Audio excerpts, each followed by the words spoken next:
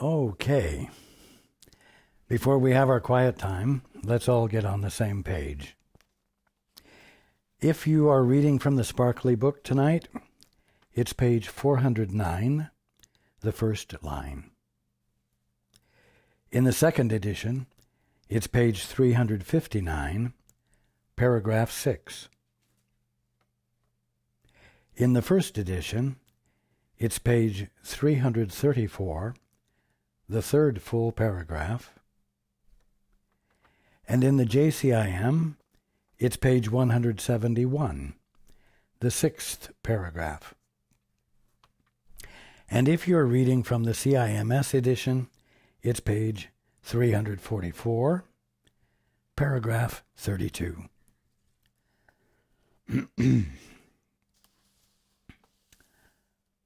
Okay, let's take a few moments to be quiet together.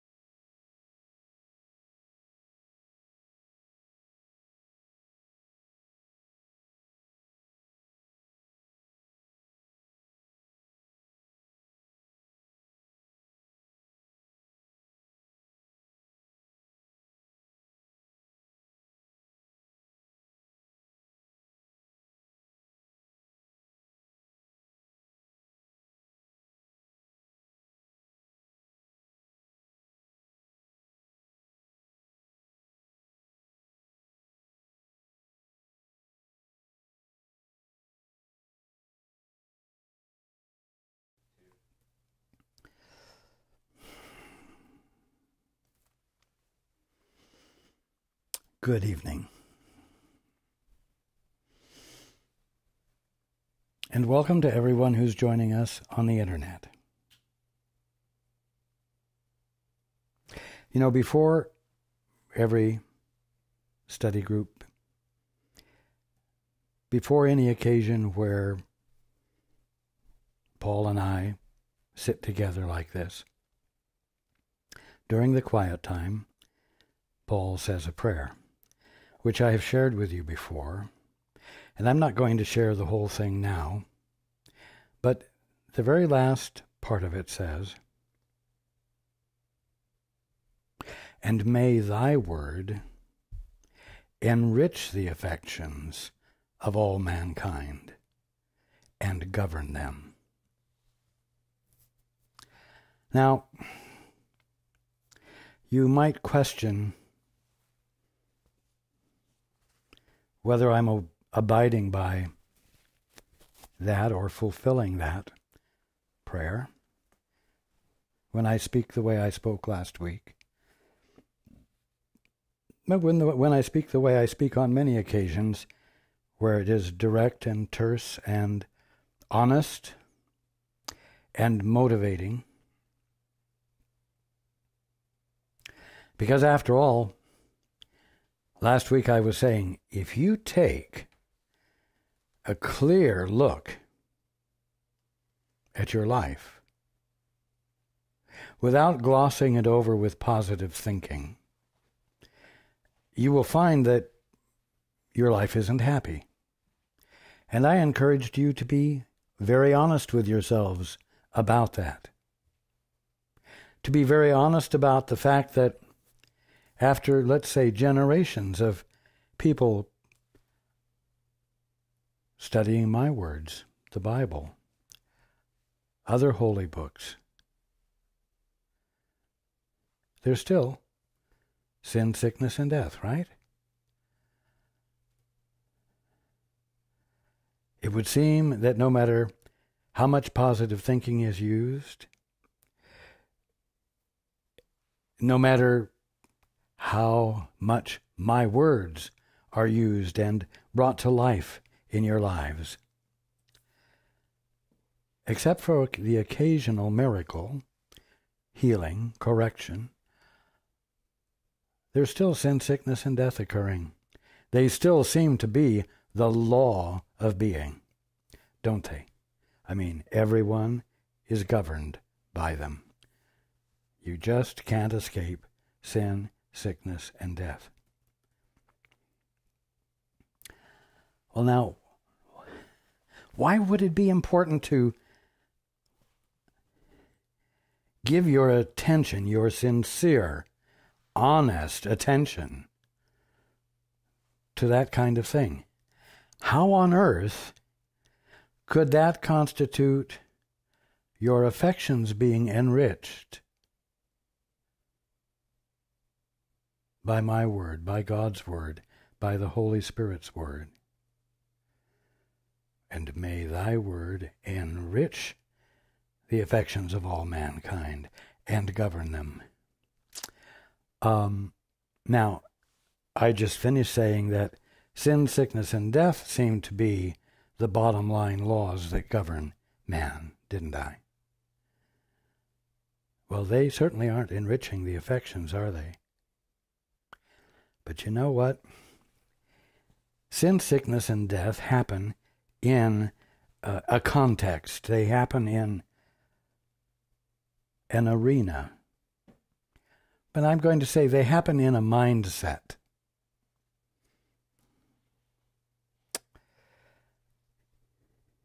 They happen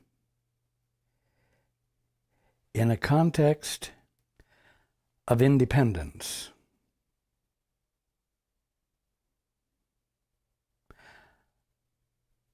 A context of independence hoped for, independence worked for, and independence which you have been falsely promised you can achieve. In other words, sin, sickness, and death seem to occur and seem to govern you when you have adopted an independent stance.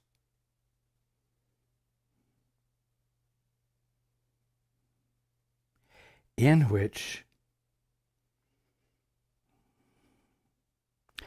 there is a promise of your being able to become, like Pinocchio, a real boy, a successful, actually independent entity.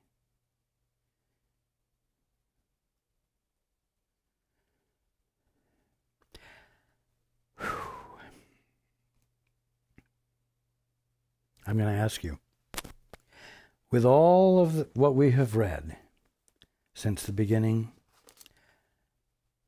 and with all of the discussion that we've had about special relationships, how many of you, off the top of your head, would identify a special relationship as a defense? How many of you, if I had said, what is a special relationship, would have had as the topmost answer in your mind a defense?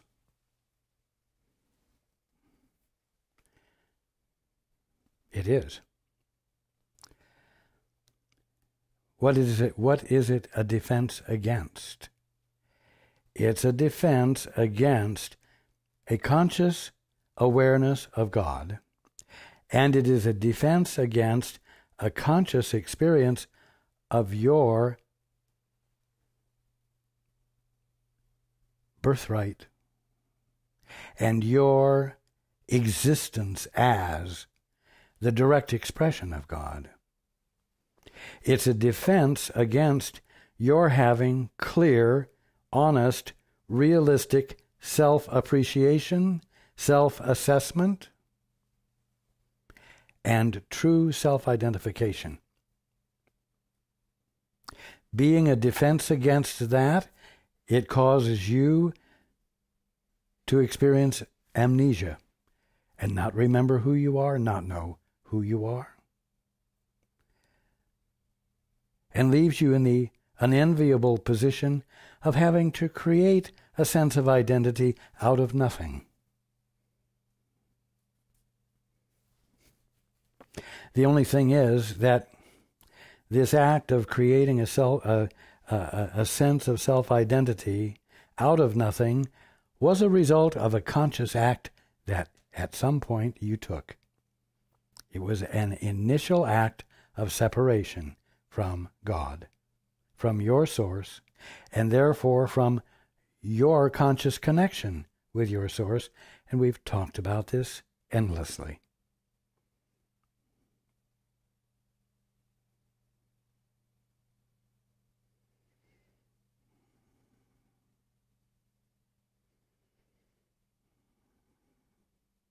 How did you do it? How did you get this divorce, this separation from God? Well, you didn't just do it by saying, Father, I'd rather see it my way. Father, I would rather do it my way. Father, I would rather determine what this is and what that is. That wasn't the only thing you did. You did that, but you did it with someone else. In so many words, you took the hand of another son or daughter of God, and you together made a vow to see things your way through the establishment of mutual agreements. Now, keep that in mind, because as we read in the book, it says, you have but little difficulty now in realizing that the thought system which the special relationship protects, there it is, protects, defends against. This defends. You have but little difficulty now in realizing that the thought system which the special relationship protects is but a system of delusions. You recognize, at least in general terms, that the ego is insane. We've talked about it and talked about it and talked about it. And intellectually, you're being able to grasp and see that the ego is insane. That your ego is insane. You're able to look at that with some courage because we have been talking about how to be released from it, so that looking at it doesn't convict you, but allows you to see more clearly what you don't want to experience, and which therefore justifies your doing what it takes to abandon it, to release yourself from it. So you recognize, at least in general terms, that the ego is insane, yet the special relationship still seems to you somehow to be different. In other words, not insane. The special relationship still seems to you somehow to be different. Yet we have looked at it far closer, especially in the last few weeks. We have looked at it far closer than at many other aspects of the ego's thought system, which you have been more willing to let go. While this one remains, you will not let the others go. For this one is not different. Retain this one, and you have retained the whole. Now, you all really need this special relationship to be different. Why? Because you, taking the hand of another son or daughter of God and vowing together to see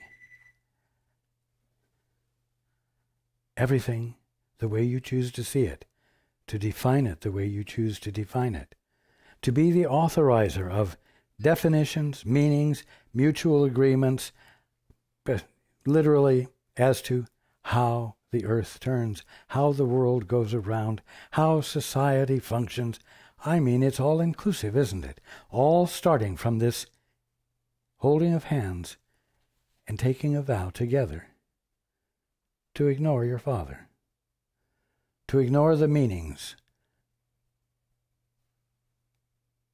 invoked, we'll say, in the act of creation, and being in every way independent. That's what makes it different. You may have special relationships with things, with your artwork, with trees, with land, with animal husbandry, with any number of things. You may have special relationships. And again, what is a special relationship? A special relationship is a relationship you have with anything where God is absent, where you have the relationship without ever having the faintest inkling of awareness that there's something holy about this that you're having a relationship with. And what's holy about is its source. And its source means that the thing you're having a relationship with, is divine, is flawless, is perfect, is imbued with love. And part of its function is to embrace you and everything else with the love that it is. And I could go on, and we have done this before.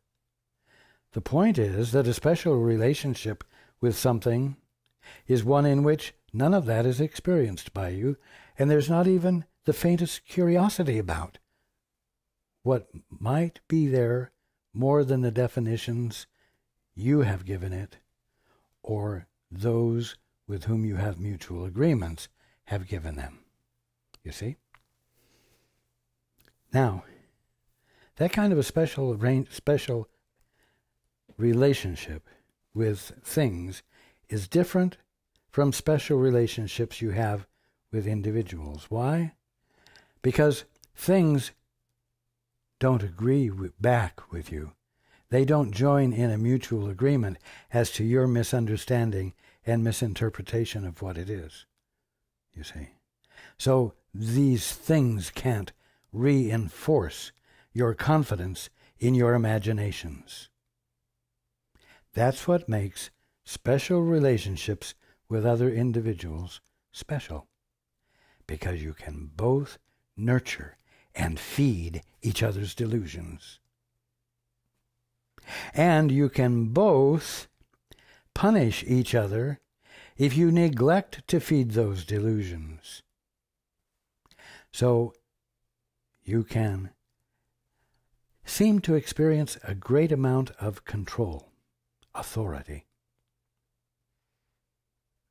But more than anything else, the thing that makes a special relationship special is that the special relationship absolutely keeps you unconscious of God, absolutely keeps you unconscious of your holiness, absolutely keeps you from experiencing your omnipotence, and I mean that in the sense of being inviolable, unchangeable from what God has created you as, unchangeable, and therefore ever safe, therefore ever without the experience of fear or anxiety, concern. In other words, in a state of perfect peace, out of which arises spontaneously infinite joy.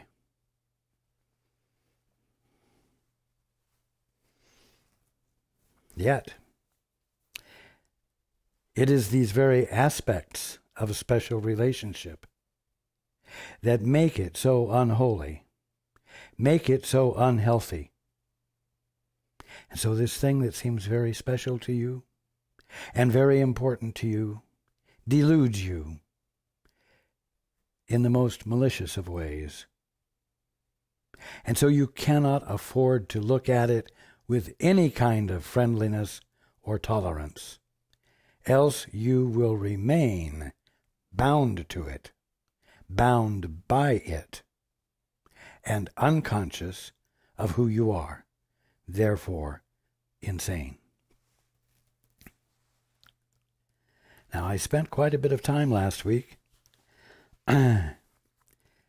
being very strict in focusing your attention on the fact that things aren't getting any better.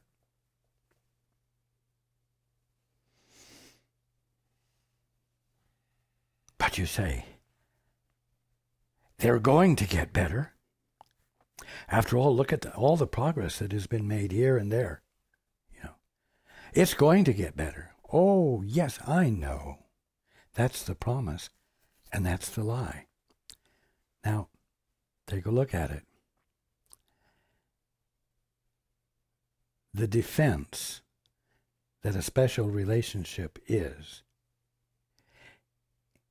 a defense against your knowing who you are. And it's not just a defense against knowing who you are. It is a defense which gives you a different definition than what you are.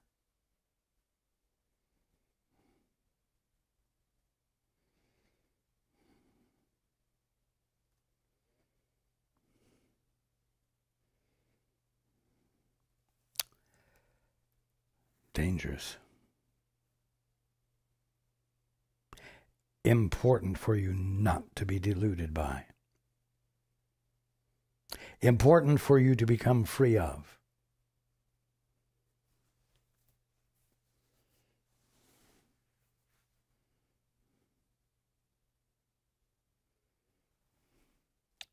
Now,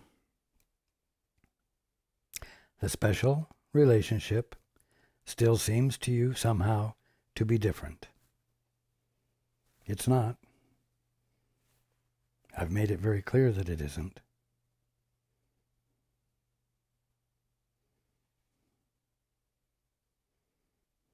You see, the promise that things will get better keep you from looking at the fact that things haven't gotten better over great periods of time.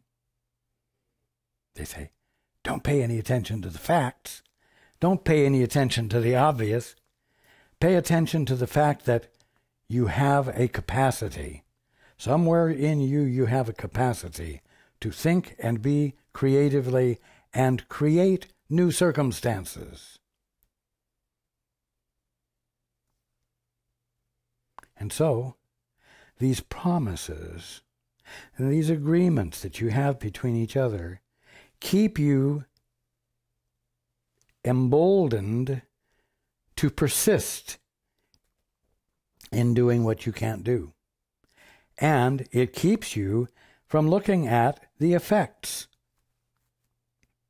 the long-standing effects of special relationships, which are that sin, sickness, and death still occur over and over, changelessly. You see? Because you won't look at the facts. You want to look at the positive thinking. You want to look at the creativity that you have. You want to look at the lie. Now, mind you, that which says you are an entity who can, through its own efforts and the agreements and support of others, become real in your own right. That's a lie. That's a lie. But you know what defends that lie? By causing you to not look clearly at it, so that you just simply say, well, that's an undesirable thing, which, through the use of creative thinking and logic, we can work our way out of. You see? So, a lie covers up a lie. That's the nature of a special relationship.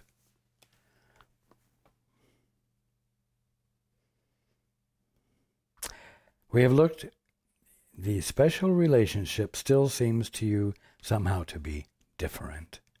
Yet we have looked at it far closer than at many other aspects of the ego's thought system, which you have been more willing to let go. While this one remains, you will not let the others go. For this one is not different. Retain this one, and you have retained the whole. If you retain the special relationship, which constitutes your unconsciousness of who you are and your unconsciousness of your source,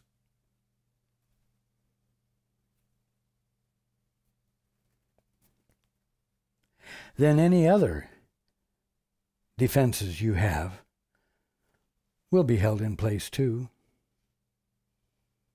Hold on to this one and refrain from rejoining with your Father and therefore your sanity.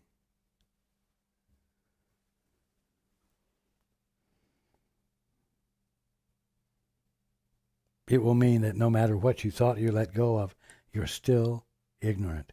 You're still unconscious.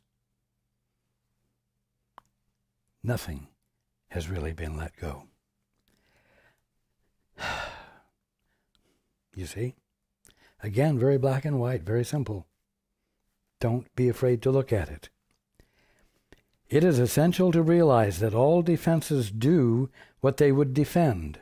If they defend a lie, they defend with a lie. Oh, you can make yourself into something real. You can lift yourself up by your bootstraps.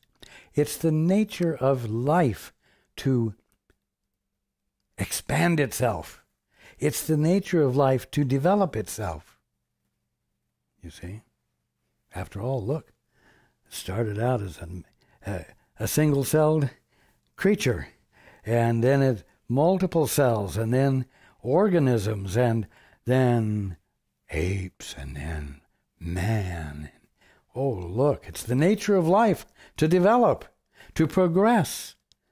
to make itself better. That's what life does. Well, you can go on believing that for another 10 million years. You won't wake up. You won't come back into your right mind. That isn't the way it works.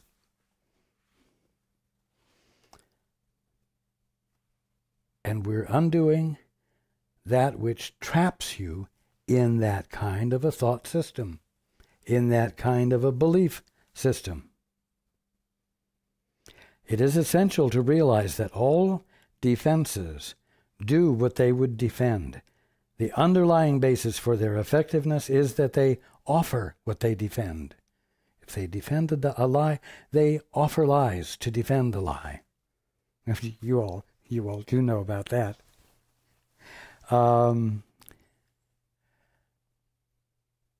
What I want for you to believe, and what I want for you to understand is that it's not natural for you to understand about lying and using a lie as a defense of a lie. I want you to come into a much more natural experience of what you are on the basis of your divinity. Because you know what? You and I, you and all of the brotherhood that are awake, can't enjoy the camaraderie of our brotherhood until you finally take the leap. Bring forth the effort, the discipline, the stick-to-itiveness, and actually behave differently. Actually engage in the two-step. The underlying basis for their effectiveness, the effectiveness of defenses, is that they offer what they defend. What they defend is placed in them for safekeeping, and as they operate, they bring it to you. Every defense operates by giving gifts, and the gift is always a miniature of the thought system the defense protects, set in a golden frame. Now, mind you, we started out tonight by talking about the fact that a special relationship is a defense, right? You look at a special relationship, if you look at it on its own, it's miserable. If you're willing to be honest about looking at it and seeing it for what it actually is, you will recognize that it's not an enjoyable experience, right? It's not a pleasurable experience because it's not the truth about you. It's an artificial and false rendition of you, which, if you somehow believe it, will make you miserable. Will make you feel not comfortable in your own skin. And then everything you do will arise out of that feeling of uncomfortableness in your skin and needing somehow to find a way to get control of things so that you can feel comfortable in your skin again. Except that you'll never feel comfortable in your skin by finding a way to manipulate and control things. You will only find it by abandoning, the intent to forget who you are, ignore who you are, ignore your Father, ignore the absolute divinity and perfection of your being and all being. That's the only way that you will find yourself once again feeling comfortable in your own skin, in your own being, in your own presence.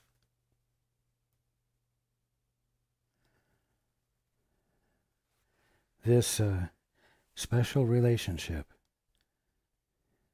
that you're in with others and with everything is what is held in the frame. The picture itself is unpleasant.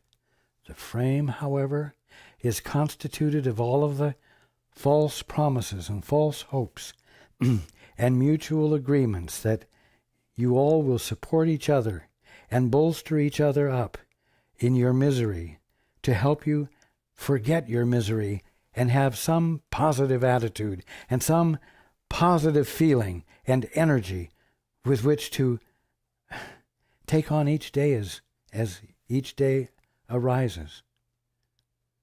And so this miserable picture is embraced by lies, other falsehoods. But what? They involve involvements with others, so you're not lonely, even though you're lonely, even though you know you're alone. You have involvements with others, and the involvements feel good, and they nurture and they satisfy you, and they make you feel comfortable, and so you pursue those, and these relationships become more and more complex until this frame around this miserable picture is so full of hope and so full of stories of success that you don't have to look at the picture anymore, and you don't have to provide an honest assessment of what the picture is saying. And you see, that's how it works. So you become so preoccupied with the wonder of the mutual agreements and structures surrounding this miserable picture that begins to be what you determine life from and your happiness from. And you're lost.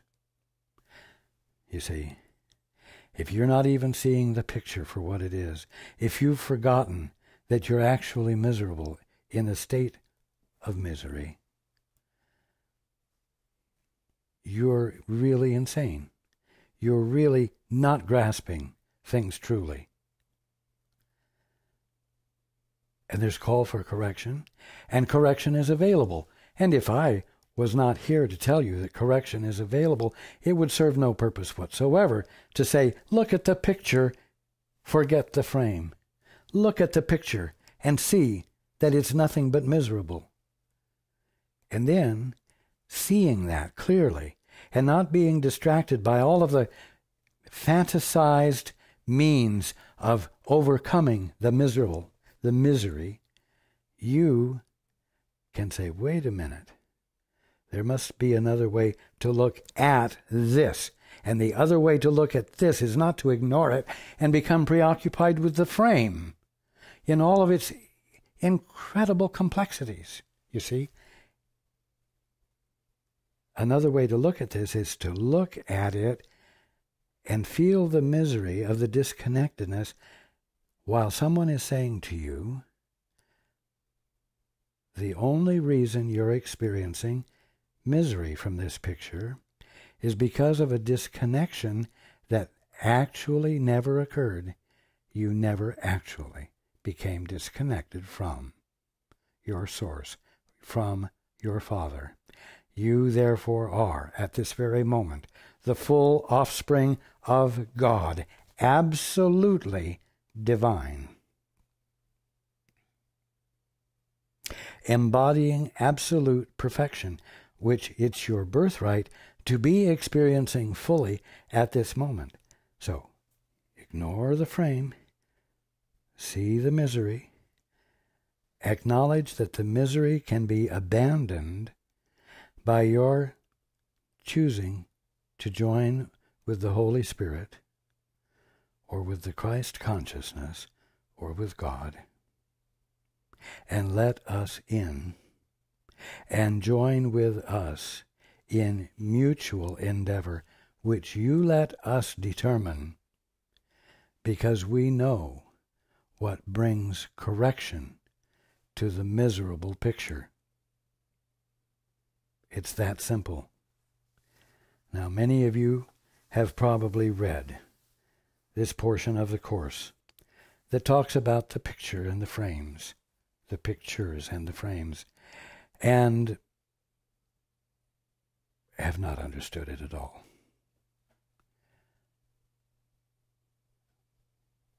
I'm going to read now, and in light of what I've said, see if it makes sense.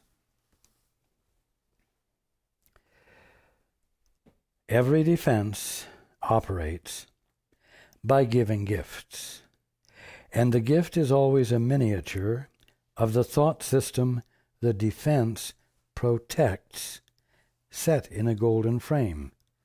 The frame is very elaborate, all set with jewels, and deeply carved. No chintzy frame, this frame. Deeply carved and polished. Wasn't pressed out with a mold. No. Handmade. Deeply carved and polished. Its purpose is to be of value in itself, this frame. And so divert your attention from what it encloses.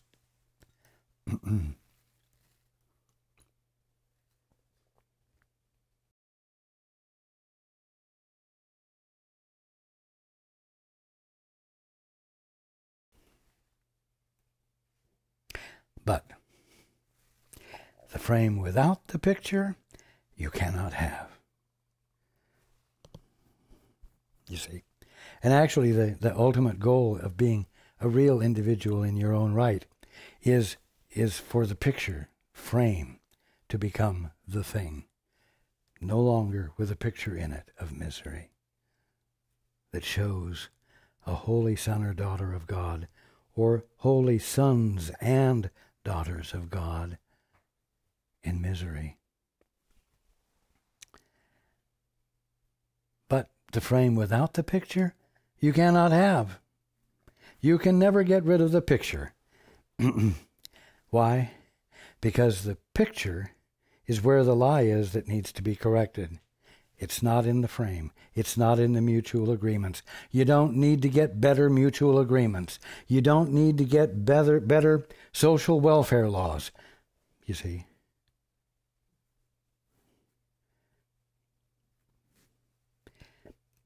But the frame without the picture you cannot have. But listen to this. Defenses operate to make you think you can. There's the false promise. There's the carrot hanging in front of your nose. You see? Defenses operate to make you think you can, that you can do what you can't do. Now, the special relationship has the most imposing and deceptive frame of all the defenses the ego uses. Its thought system is offered here, surrounded by a frame so heavy and so elaborate that the picture is almost obliterated by its imposing structure.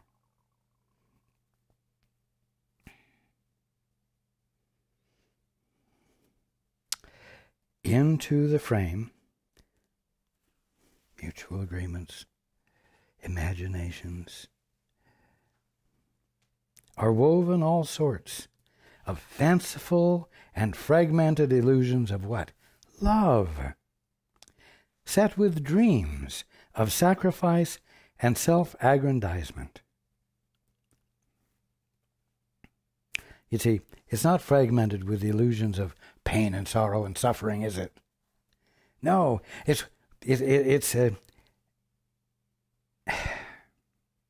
into it are woven all sorts of fanciful and fragmented illusions of love and hope and charity and kindness and all sorts of good things that allow manipulation to occur smoothly, right? Into the frame are woven all sorts of fanciful and fragmented illusions of love, set with dreams of sacrifice and self-aggrandizement and interlaced with gilded threads of self-destruction. The glitter of blood shines like rubies. See?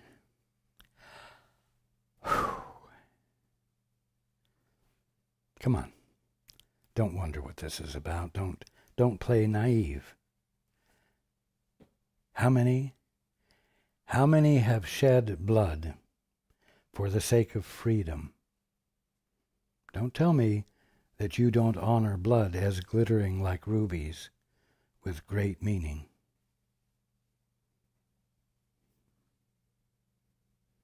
The glitter of blood shines like rubies, and the tears are faceted like diamonds and gleam in the dim light in which the offering is made.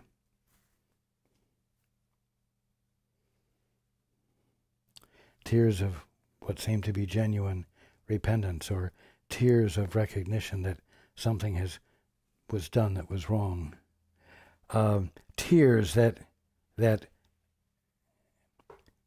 express the fact that the person shedding the tears has abandoned a false front and is experiencing humility.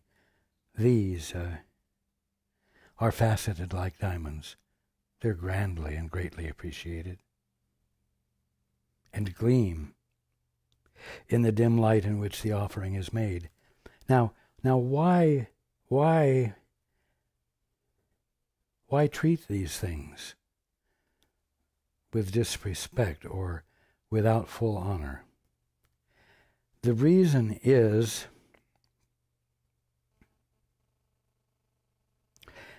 that shedding blood for the sake of freedom doesn't constitute waking up to what real freedom is. And it becomes possible to dedicate oneself to the shedding of blood because it does seem to bring about some needed change, and to be so dedicated to that father and son and grandson and great-grandson, all one after the other, follow in the footsteps of the military, because the family honors the dedication of those willing to shed blood for the sake of freedom and a better life for others.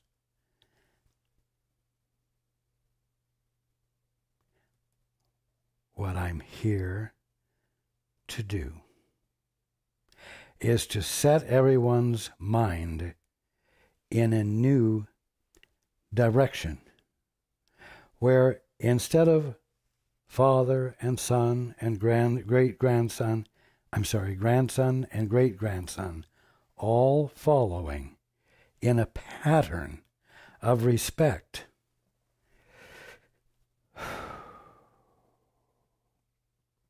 for the glitter of blood, that the son or the grandson says, wait a minute, there has to be a different way to look at this. There has to be a way to break the repetition of sin, sickness, and death. Sin, sickness, and death. Life, death. There has to be a way to break that pattern. And I'm going to do that. I'm going to attend to that instead of going off to war, like my father and my grandfather and my great-grandfather. And I'm going to do this in spite of the fact that the wives and mothers and the rest of the family also feel the patriotic duty and the devotion to God and country, such that my taking this step is going to distress them. You see what I'm saying? I'm not saying this with any disrespect, but I know that what I'm saying is going to be a difficult thing to swallow.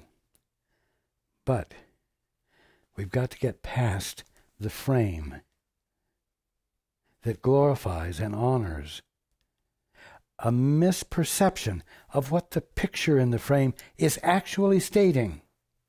And what it's actually stating is that sin, sickness, and death are inevitable. Sin, sickness, and death are inevitable. Sin, sickness, and death are in operation at this moment.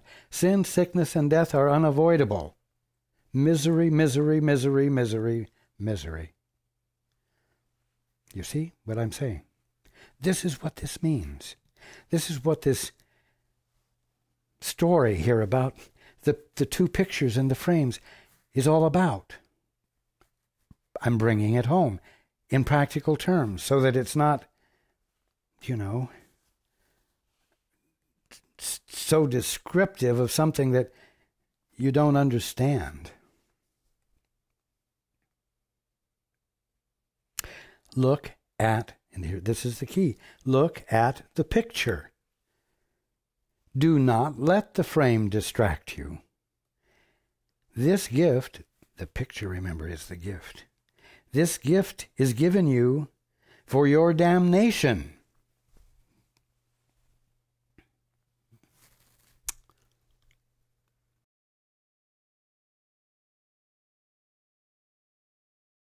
It's not given to make you happy.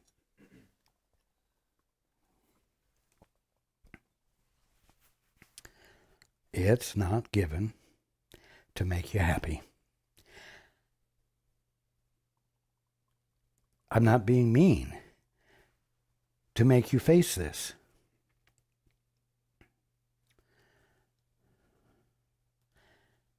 It's the only way I can get you to have your affections be enriched. Because the only way your affections can be enriched is if you stop having a picture which the frame is distracting you from, where you're never doing the two-step, where you're never saying, wait a minute, Father, what is the truth here? Father, I want to experience your perspective.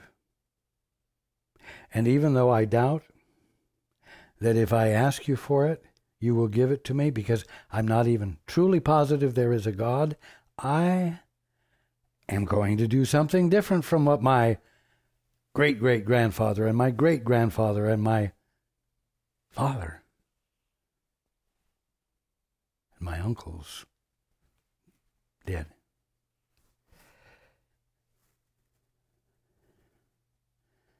Obviously, what they did hasn't decreased sin, sickness, and death.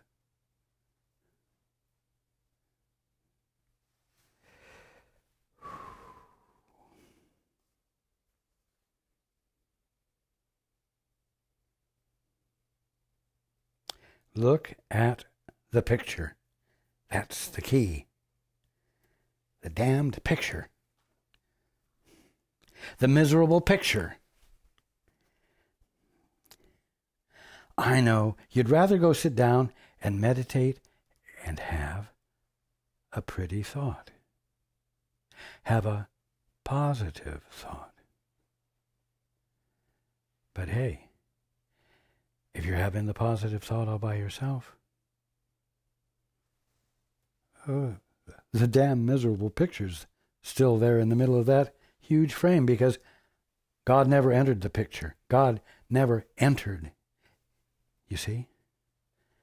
Never were the words said, Father, what is the truth here?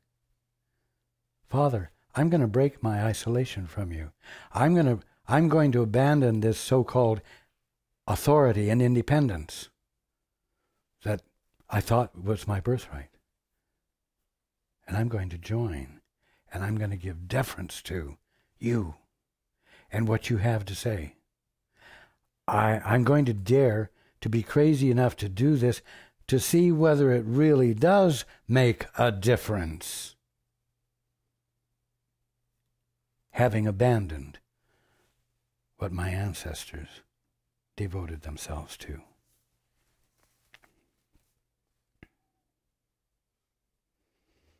Look at the picture. Do not let the frame distract you. This gift is given for your damnation, and if you take it, you will believe that you are damned.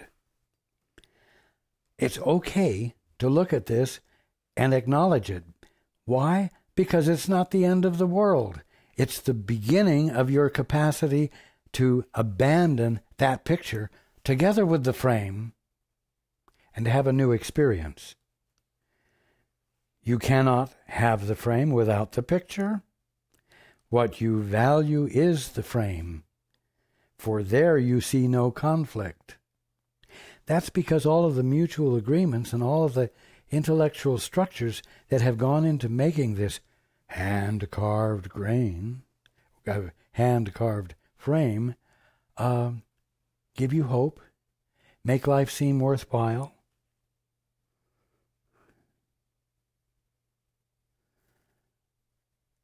They spell out for you exactly how success will be achieved, even though nobody's achieved it. And you say, well, everybody wanted to fly, and it wasn't until the Wright brothers actually accomplished it that it happened. But it did happen. It did happen. And so anything we set our mind to can happen, and it may not happen today, but it will be a result of the effort that will allow it to be accomplished. See, that's all part of the frame. That's what makes the frame important. What you value is the frame, for there you see no conflict. You see the way out of conflict.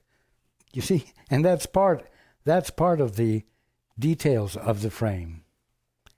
And the frame lies just like the picture does. Yet the frame is only the wrapping for the gift of conflict. Isn't this a miserable conversation we're having together? It's not really. It's about misery, and it's about being able to abandon it. It's about being able to be honest enough as you observe that you cannot be fooled into confusion and the adoption of lies as though they're truth. The frame is only the wrapping for the gift of conflict. The frame is not the gift. The frame is not the gift. Be not deceived by the most superficial aspects of this thought system, for these aspects enclose the whole, complete in every aspect. So even in the frame, the slightest little apparently positive, hopeful facet is lying and binds you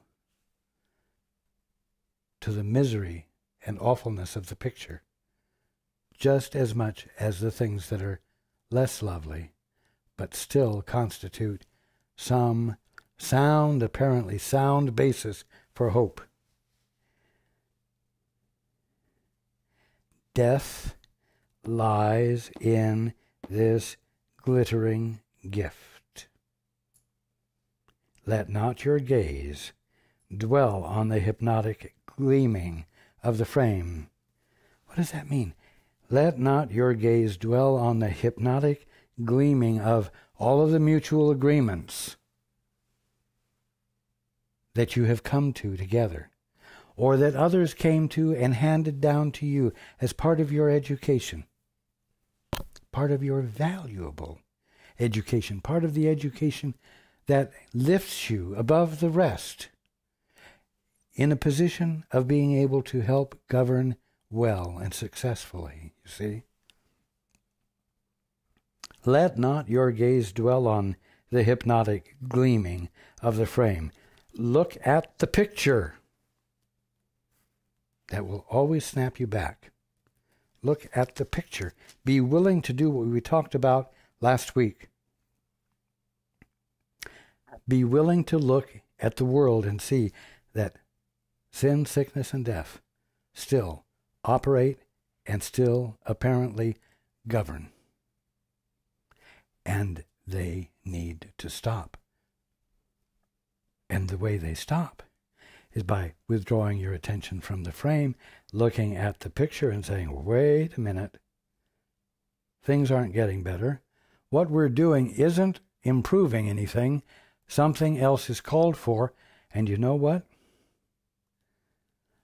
I wouldn't even be looking at the frame and thinking to look at the picture only and to ignore the frame if an answer weren't already provided pointing my attention in this direction. And so I'm going to pay attention to what is leading me to a new way of seeing, a new way of devoting my attention.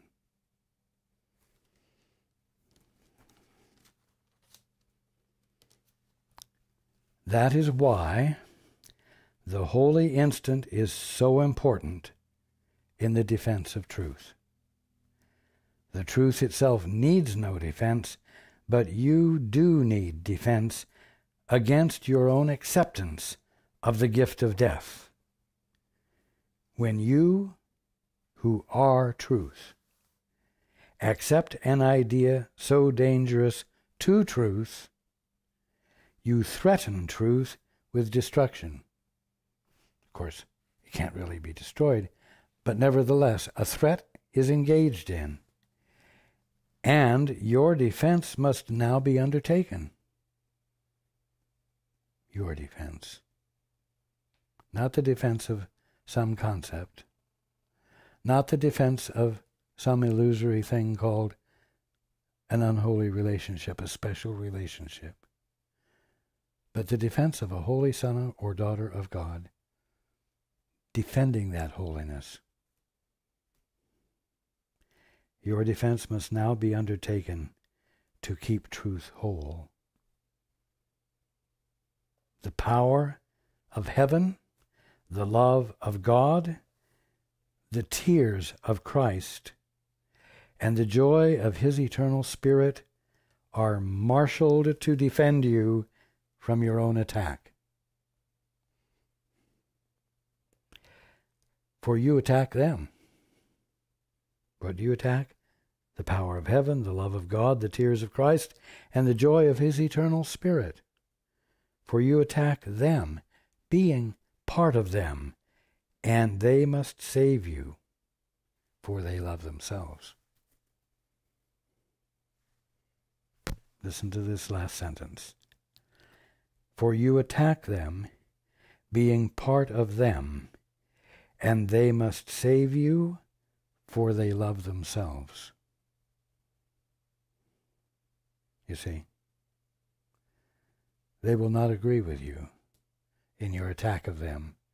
They will not agree with you in your misunderstanding of them that would cause you to value something else more. And they will not join with you in dishonoring you as you are by being attracted to something that keeps you unconscious of yourself with a capital S, your divine holiness. Now, these are the things that come into play in the holy instant, and these are the things that come into play in terms of illuminating the holy instant to you and bringing your attention to them.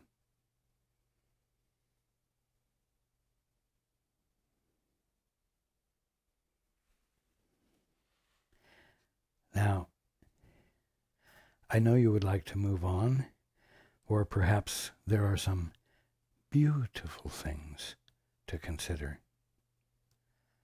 But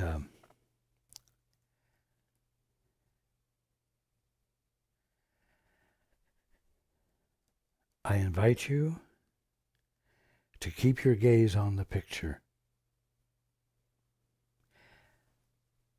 Practice the holy instant as often as you wish this week, but don't do it to the exclusion of taking a look at the picture,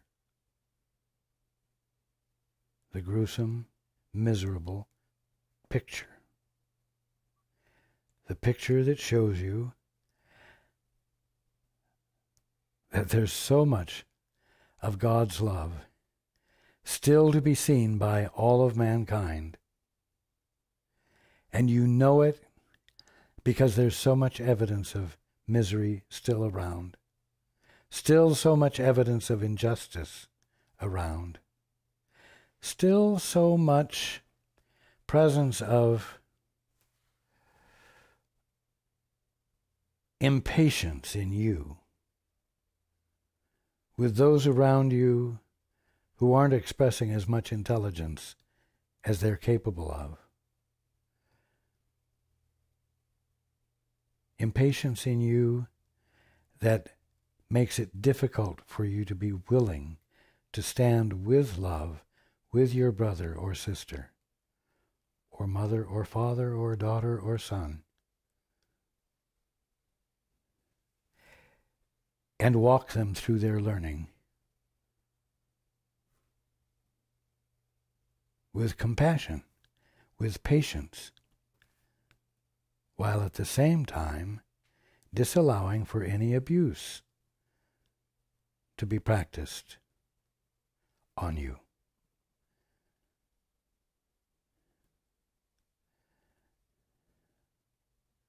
I love you all.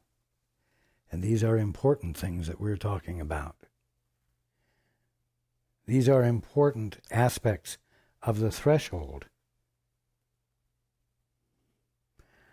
that I know you certainly are hoping you're going to move over. It's what you had hoped for. You just might not have thought these were some of the aspects of it, but I promise you they are. And you will not be at a loss for taking a look at them, considering them, and being patient with yourself in the process. I look forward to being with you next week.